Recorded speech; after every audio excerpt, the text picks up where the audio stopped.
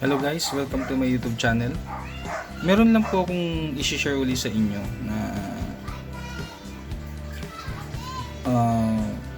Redmi Note 8. So, ito po yun.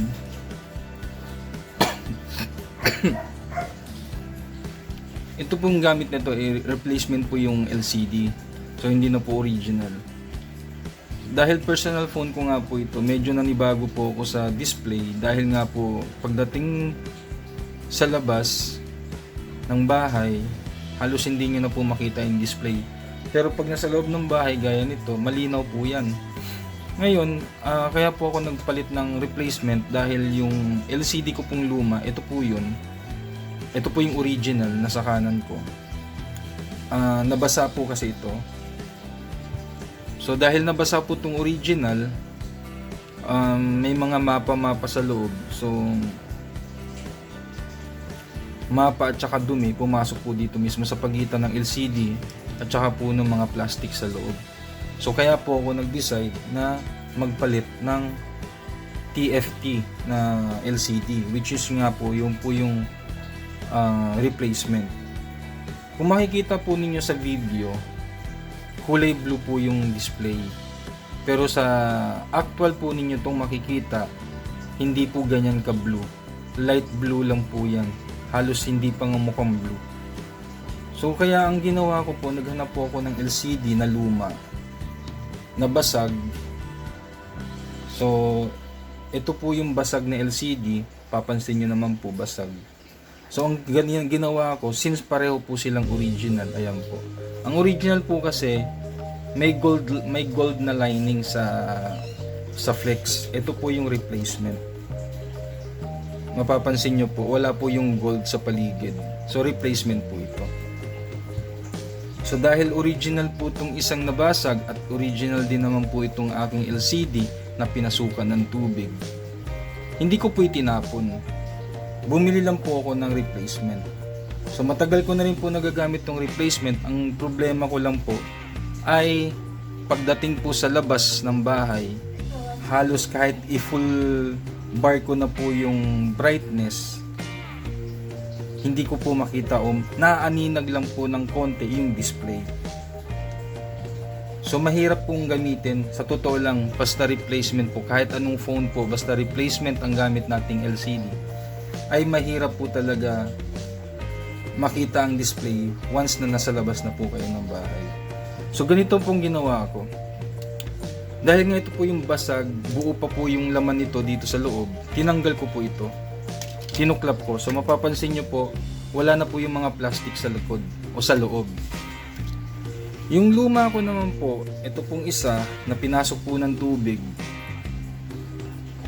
Ang swerte pa nga po kasi hindi po dito tinamaan sa flex. So buhay po yung LCD. Ang problema lang po pag binuksan nyo po yung phone, may mapa. So may mga dumi-dumi at the same time may mapa na may tubig pa rin sa loob. So ang ginawa ko po, sinubukan ko pong tuklapin yung loob po nitong LCD sa pagitan nitong lata. Papansin nyo po ito buka. Yan po. Ang kinuha ko po ay yung laman. Ito po yung laman. Maraming set po ito ng plastic. Ilang layer din po ito eh. Papansin nyo po ito pag tinuklap po. Maraming layer po ito. Ayan po. So marami pong layer yan. Tinanggal ko isa-isa. Tapos po, ang ginawa ko, inilipat ko po dito sa dati kong LCD. Para nga po magamit ko pa rin yung luma kong LCD, which is mas maganda po kasi ang display nito compare po dun sa replacement. Tandaan nyo po ha, pag nagpapalit po kayo ng LCD, ang lagi nyo pong tatandaan, hindi na po maganda ang display unless galing po sa original na phone ang panggagalingan.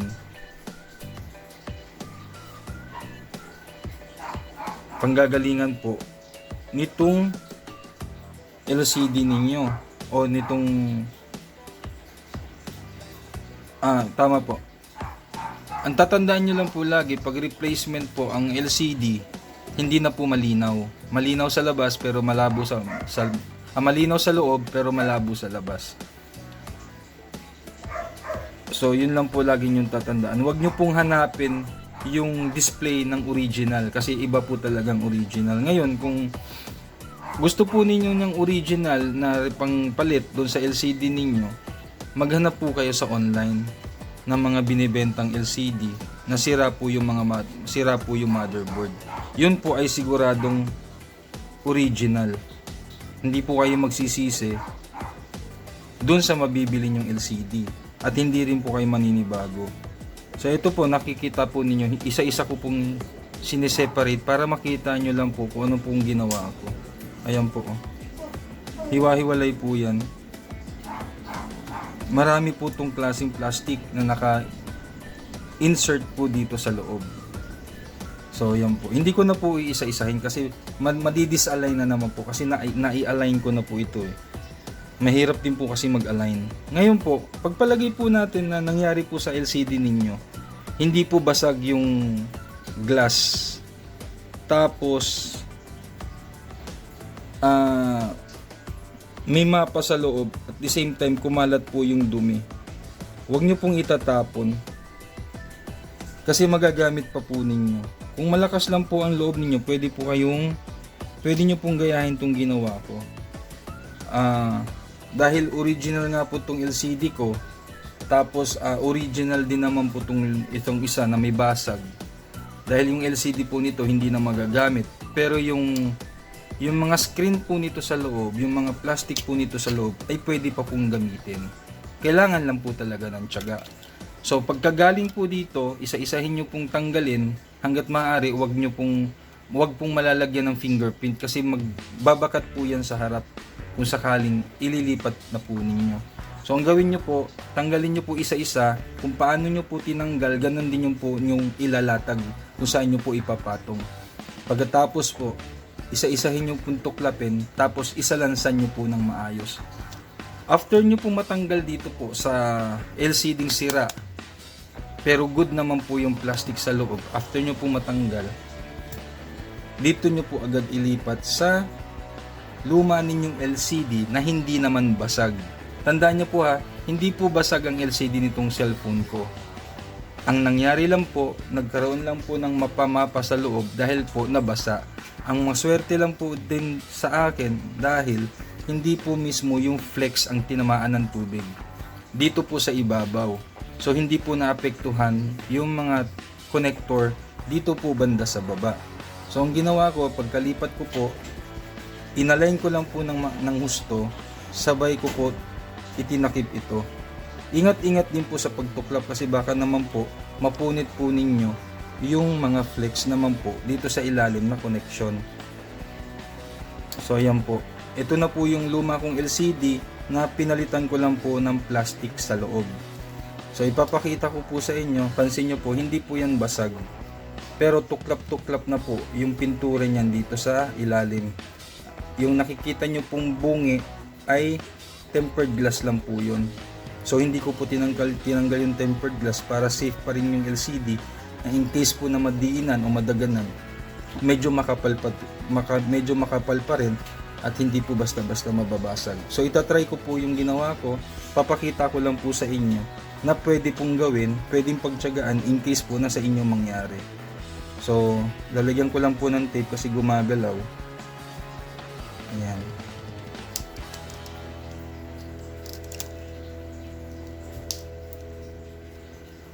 Kasi pag hindi po talaga kayo sanay sa replacement na LCD, mapapansin nyo po yan once na ginamit nyo po ninyo.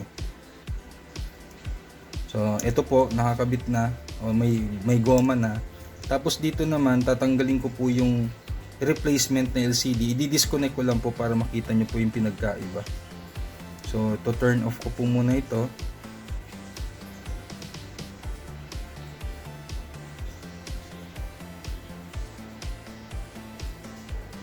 So yan, patay na po.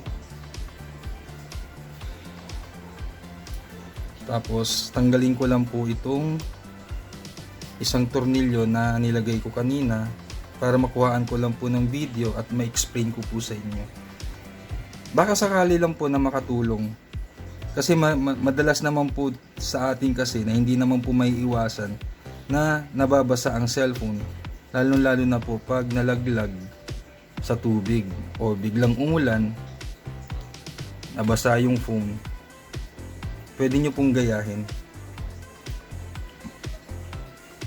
Pero dapat po, ang panggagalingan lang din po ng plastic ay dun din po sa original na LCD basag. Kasi po, yung TFT na replacement, magkaiba na po sila ng sukat ng plastic sa loob. So, hindi nyo rin po mapapakinabangan. So, pag gusto nyo pong tanggalin yung LCD o gusto nyo i-test, unahin nyo po munang i-disconnect yung battery. Yan, para iwas po yung short. So, i-test po natin. Tanggalin ko po itong flex ng LCD. Ayan. Tapos lalagyan ko po muna ng tape saglit para pwede ko pong ikabit yung original kong LCD na pinalitan ko naman po ng plastic o ng mga reflector sa loob. So, kakabit ko ito. Ayan.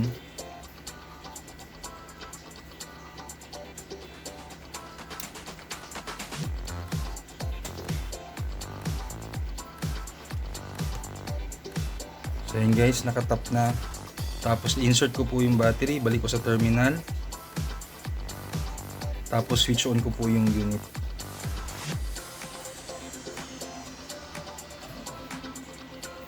Ayan guys, oh.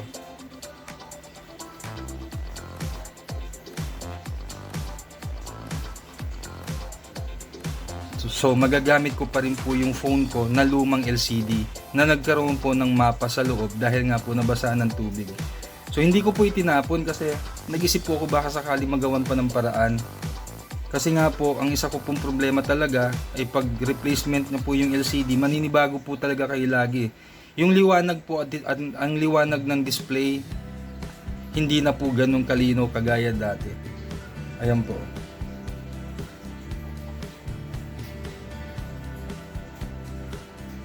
So, ito po yung LCD ko na luma.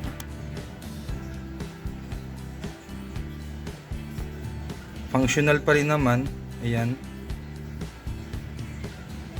So, yung display niya, natatouch pa rin naman.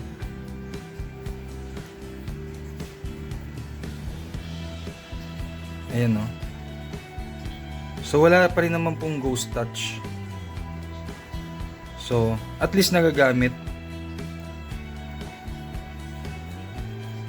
Yun lang guys. Sana makatulong.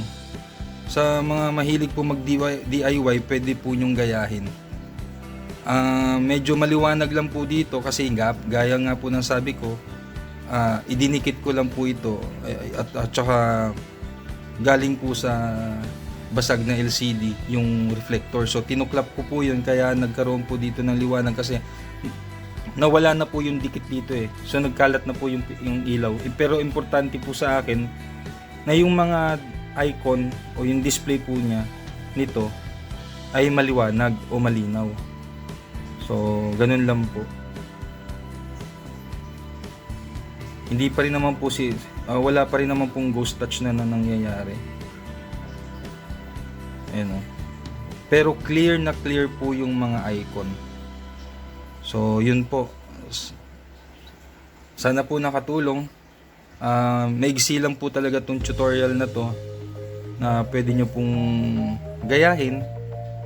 Ang tandaan nyo lang po, na ingatan nyo lang po na hindi mabasag yung LCD kung sakaling gagawin nyo po yung ganitong proseso. So yun lang guys, maraming salamat po. Sana po nakatulong. Sa mga hindi pa po nakasubscribe, please subscribe, like, share, and hit the notification bell para updated po kayo sa mga i-upload ko pa pong mga videos. Maraming salamat guys.